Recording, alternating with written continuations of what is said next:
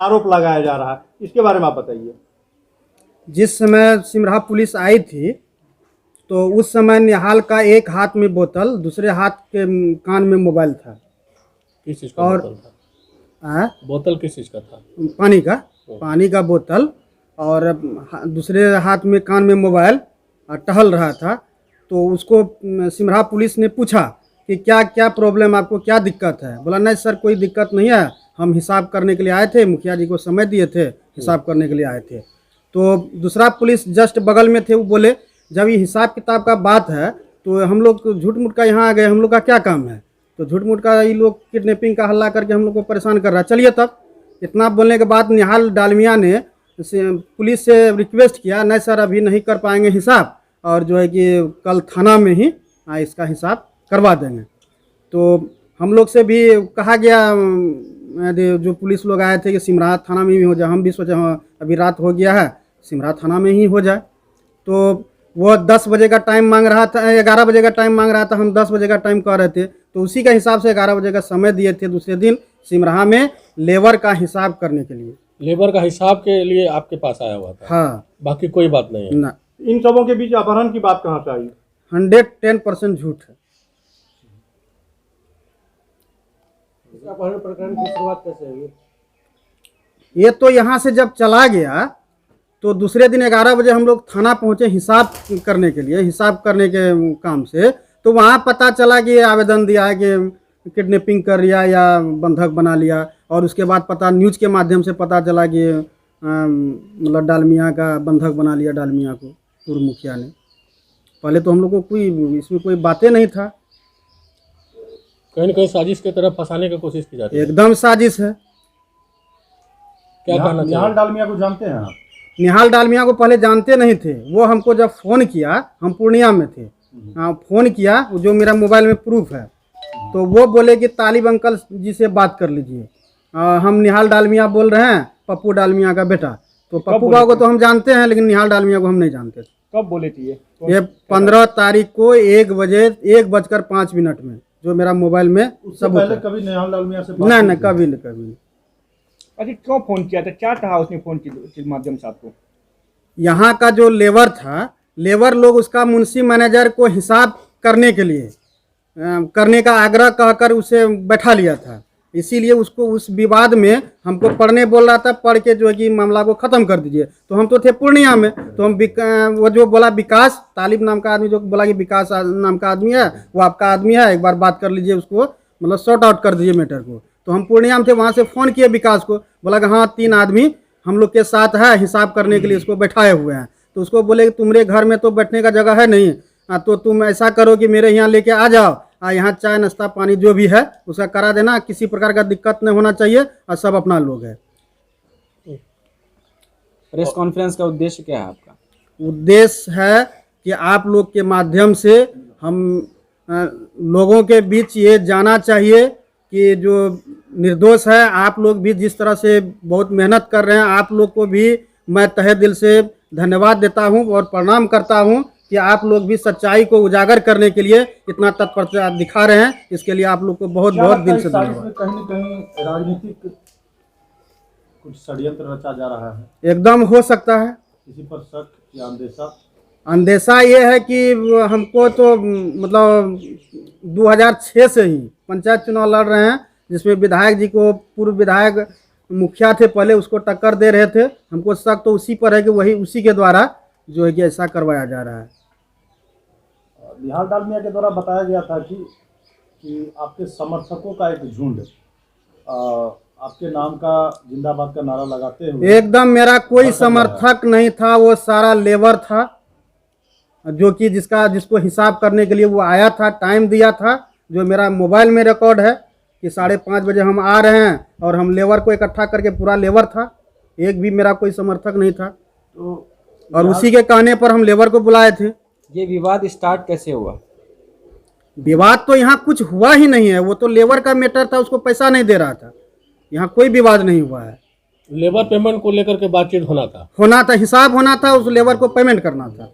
क्या सर एक चीज जानने को मिला हम लोगों को, लेबर के द्वारा क्या लेबर कोर्ट में अपने हिसाब को लेकर के क्या कोई मामला भी दर्ज हुई है? हाँ, हमको पता चला है, लेबर लोग ही बताया है।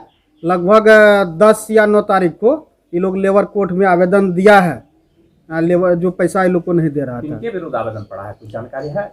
ये वो जो कंपनी है आपको SBD ग्रीन प्लस उसका जो मुंशी मैनेजर जो था उसके विरुद्ध। ये कंपनी किसकी है, ये पता है? ये इनका निहाल डालमिया का चाचा है, अजीत डालमिया, उन्हीं के नाम पे। उन्हीं के नाम पर है, जो यहाँ देख रेख निहाल डालमिया कर रहा है। तो इसी पैसे के सिलसिले में उस पर आवेदन पड़ा, हाँ लेबर कोर्ट में मामला भी दर्ज हाँ, हुआ। मामला भी दर्ज है।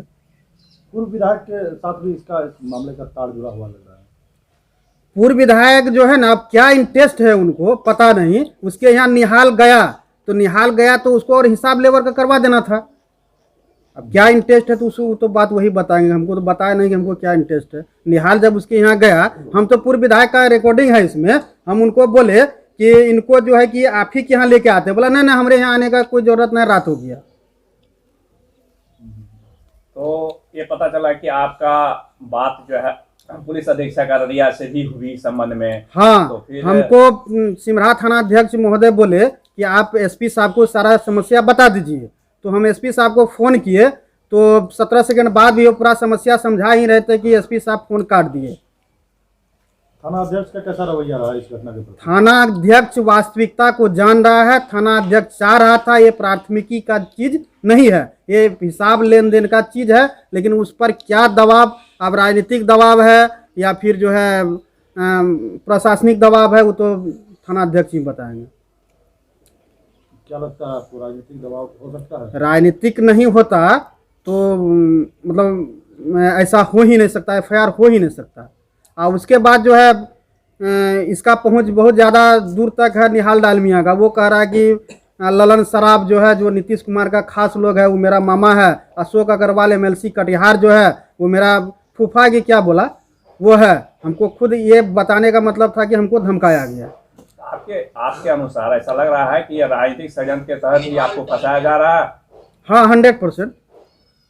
वो तो सच्चाई उजागर होगा अनुसंधान के माध्यम से। आप लोग भी मतलब बातचीत से ही पता चल जाता होगा कि सच्चाई क्या है। क्या लगता है एक गणमान्य लोग का छवि धूमिल हुआ है इस घटना को लेकर के, तो इसके लिए आप कहाँ तक जाएंगे? हम तो अपना छवि जो धूमिल हुआ है इसके लिए तो मैं हर स्तर तक जाएंगे कि जब तक ये मेरा छवि जो धूमिल हुआ है फिर वापस ना हो जाए। आपने काउंटर भी किया है उनके ऊपर? हमने कुछ नहीं किया है, मेरे साथ भी वो नहीं किया है, हम भी उसके साथ कुछ नहीं किया, हमने कुछ नहीं किया है। निहाल डालमिया के दिए आवेदन में आपके नाम का भी जिक्र है? हम आवेदन नहीं देखे, न्यूज माध्यम से सुने हैं कि जो है कि वो कह रहा है कि सुनील मुखिया मेरा 4 लाख रुपया ले लिया, जबकि उसका ड्राइवर से हम बात किए हैं कि हम आपका गाड़ी भी छुए हैं, बोला नहीं। तो जो मेरा मोबाइल में रिकॉर्डिंग है तो मेरा उसका 4 लाख गाड़ी में था, तो मैं कैसे ले लिया? आप पे क्या क्या आरोप लगा रहा है उधर से?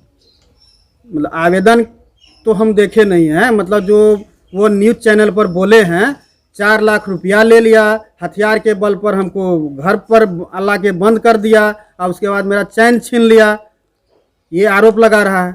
हम उसका गला में चैन है कि नहीं है वो देखे तक भी नहीं है।